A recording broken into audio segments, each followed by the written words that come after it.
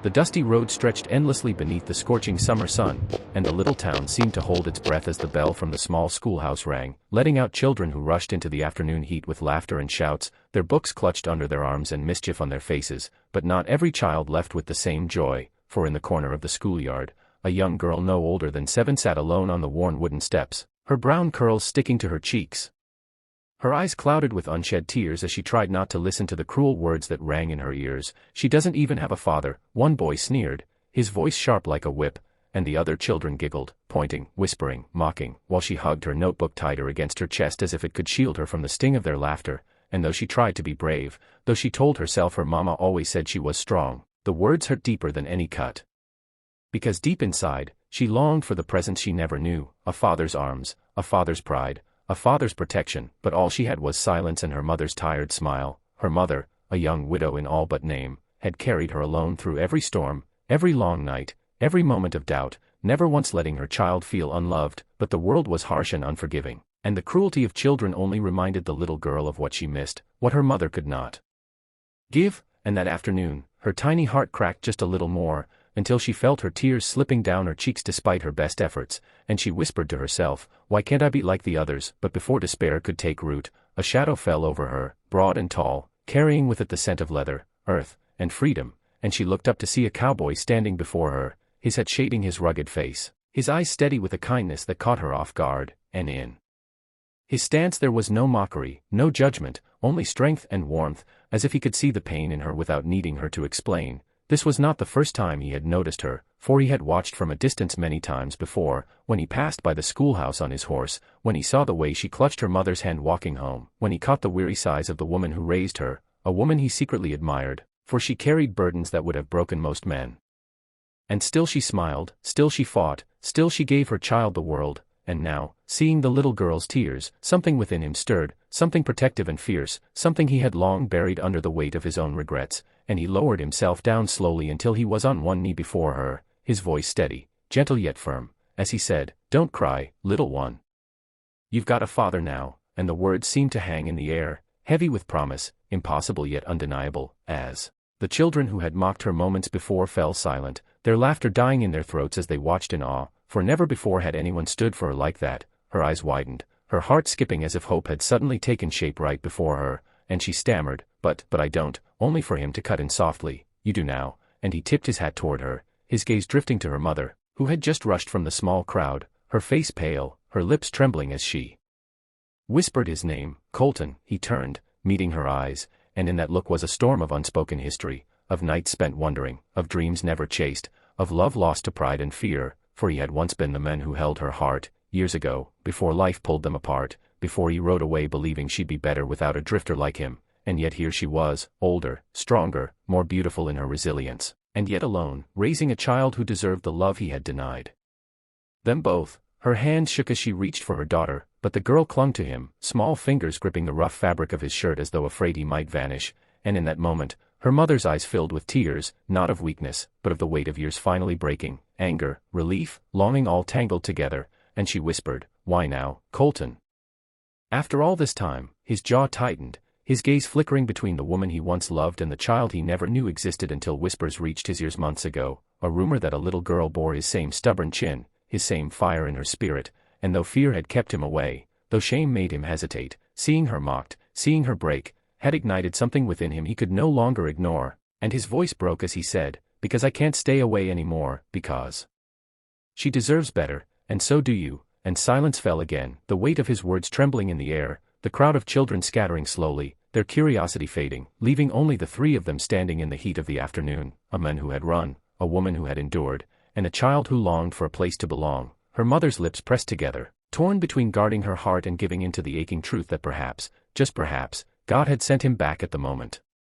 they needed him most. And though the road ahead would not be easy, though forgiveness would not come with a single gesture, her daughter's smile as she looked up at the men kneeling before her was enough to soften even the hardest resolve, for in that smile was hope reborn, and she whispered, voice cracking, "Mama," he said, "I have a daddy now," and the woman's tears spilled freely, her hand covering her mouth, as she realized that no matter her doubts, no matter her pain, the love in her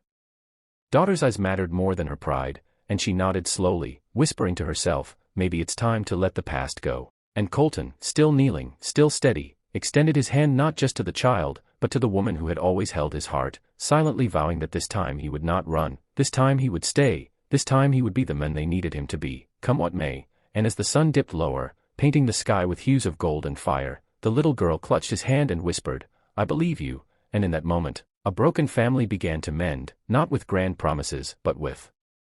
the simple, powerful words of a cowboy who finally understood that love was not about running free, but about choosing to stay, to protect, to belong. And from that day forward, their story was no longer about absence, but about redemption, courage, and the healing power of love, a story that reminds us all that no matter how lost we've been, there is always a chance to return, always a chance to be the person someone needs you to be, and always a chance to rewrite the ending. The night that followed was heavy with silence, the kind that carries too many words unsaid, and in the small farmhouse where the woman had built her life with nothing but grit and prayer, the flicker of a lantern lit the room where she sat across from the cowboy, her daughter nestled against her lap, already drifting to sleep after the long day that had begun with cruelty and ended with unexpected hope. The little girl's hand was still clutching the sleeve of his shirt even as she dreamed, as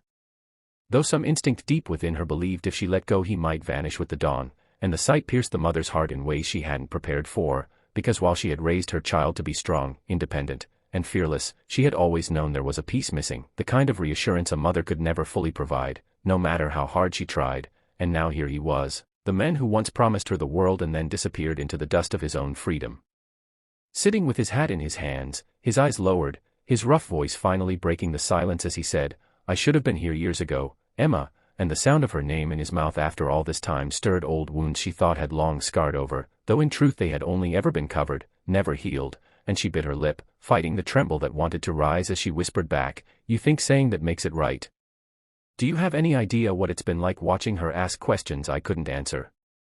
Do you know how many nights I cried because I couldn't give her what she deserves?" His shoulders tensed, his knuckles white around the brim of his hat, and he lifted his eyes to hers, pain etched into every line of his face. "I do now, and it eats me alive, Emma, because I chose the road, I chose the saddle, I chose to believe I wasn't enough for you, but I was wrong, and I can't change the past. I can only stand here and ask for the chance to be different now," and she wanted to scream. Wanted to tell him forgiveness wasn't a gift easily handed out, but then her gaze drifted to her daughter's small face, peaceful at last, her chest rising and falling in trust, and Emma knew deep down this wasn't about her anymore, it was about the child who needed more than pride, more than punishment for the past, she needed a future, and so Emma swallowed hard, tears burning her eyes, and whispered, "If you're going to stay, Colton, then prove it, because I won't let her heart break again." And his eyes softened, his hand hesitating before reaching across the table to cover hers, rough and warm, a silent vow that for the first time in his life he wasn't running from responsibility, he was running toward it. The days that followed were unlike any Emma had imagined, for Colton kept showing up, every morning before the rooster crowed. He was there fixing fences that had leaned for months, chopping firewood that had nearly run out, repairing the squeaky door hinge that had irritated her for years but never made it to the top of her priorities, and more than that, he was there for the little girl, teaching her to ride the old mare that had grown too stubborn for Emma alone, holding her hand as she tried to balance on the fence rail, showing her how to lasso with a rope too big for her tiny hands but cheering her on as though she had roped the moon, and each time Emma watched, her heart warred with itself, torn between gratitude for the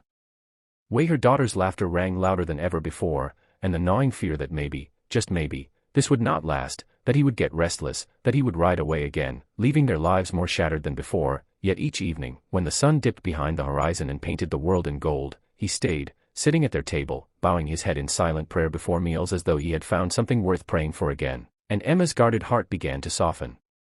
Though she tried to fight it, telling herself it was for her daughter's sake, not her own, but the truth was written in the way her eyes lingered on him when she thought he didn't notice, in the way her smile slipped when he teased her gently, in the way her breath caught when his hand brushed hers accidentally as they reached for the same dish.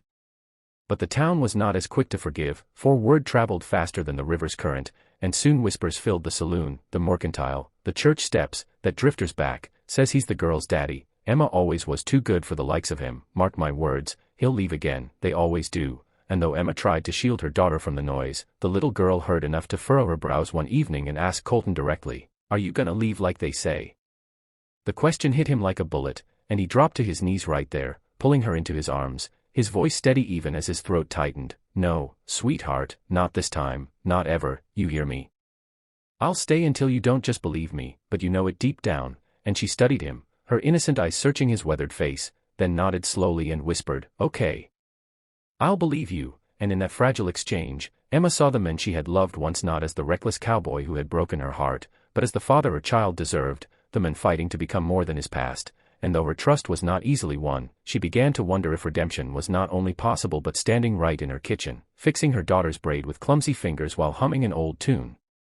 Yet peace is never without trial, and one afternoon, as the girl played near the creek with her schoolmates, a group of boys again cornered her, sneering, "Just because some cowboy says he's your pa doesn't make it true, he'll ride out soon, you'll see," and the sting of their words cut her deep, but this time she didn't run.